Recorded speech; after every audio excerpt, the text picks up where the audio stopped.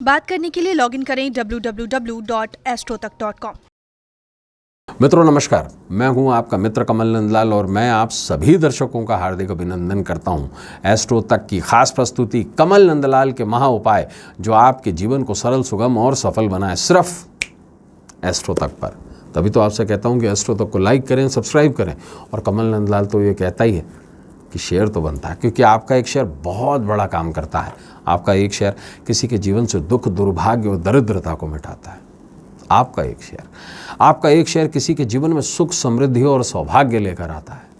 आपका एक शेयर इतना बड़ा काम करता है, आपका एक शेयर। इसलिए शेयर ज़रूर कीजिए, पुण्य कमाइए। और ख़ास बात क्या, अगर आप मेरी सेवाएं लेना चाहते हैं, आप अपनी कुंडली दिखाना चाहते हैं, अपनी कुंडली का विश्लेषण कराना चाहते हैं, अपनी जन्म पत्रिका दिखा करके कुछ पूछना चाहते हैं, कुछ सवाल है आपके पास में, या किसी समस्या में फंसे हुए हैं उसका समाधान चाहते हैं, या अपने घर का, ऑफिस का, इंडस्ट्री का वास्तु दिखाना चाहते हैं, तो सीधा आ जाइए www.astrotak.com हमारी वेबसाइट पर, और वहीं पर मेरे प्रोफाइल में जाइए। मेरे प्रोफाइल में जाकर के सर्विस सेलेक्ट कीजिए और सीधा मुझे कॉल मिला लीजिए। मैं आपके कॉल का इंतज़ार कर रहा हूँ। तो चलिए अब बढ़ते हैं आगे, और कमल नंदलाल के महा उपाय में सबसे पहले बात करेंगे विषय की। मित्रों, आज हम बहुत ही खास विषय पर चर्चा करेंगे। असाध्य रोग, वो रोग जो ठीक ही नहीं होते, बरसों चले आते हैं। जैसे आपने देखा होगा माइग्रेन, आपने देखा होगा स्किन पिगमेंटेशन, आपने देखा होगा साइनस, आपने देखा होगा निरंतरता से कब्ज की शिकायत, है ना। ऐसे कुछ रोग होते हैं, कानों में घंटियां सुनाई देना, साइकोलॉजिकल डिसऑर्डर्स, ऐसे रोग जिनका इलाज ही नहीं हो पाता। ऐसे असाध्य रोगों का इलाज परमेश्वर के हाथ में है। तो आज का हमारा जो विषय है ना, वो है दही और उड़द का एक टोटका करेगा असाध्य रोगों का सफाया, दिलाएगा असाध्य रोगों से मुक्ति। कैसे? देखिए, विशेष रूप से भैरव जी को एक वरदान प्राप्त है। वो हर तरीके के भय का निस्तारण भी करते हैं, और 52 अलग अलग तरीके के भैरवों का शास्त्रों में उल्लेख दिया गया है। और आपको बता दूं, विशेष तौर से हर बीमारी जो हमारी बॉडी में आती है वो चंद्रमा के कारण आती है। और ये जो शब्द है चंद्र, इसी से ही एक शब्द बना है चंड, और इसी से ही एक शब्द बना है चंडी, इसी से ही एक शब्द बना है चंडाल,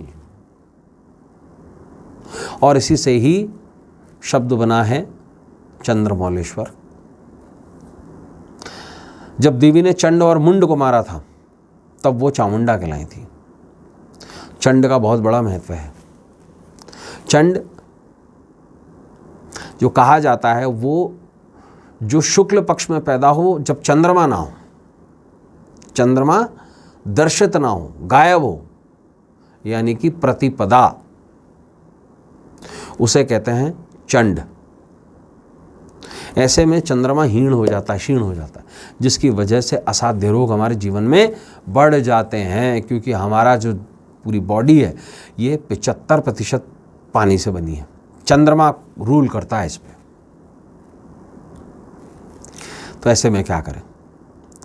देखिए, ये जो उपाय है आप किसी भी दिन कर सकते हैं। मूलतः अष्टमी के दिन अगर आप करें तो बहुत अच्छा है।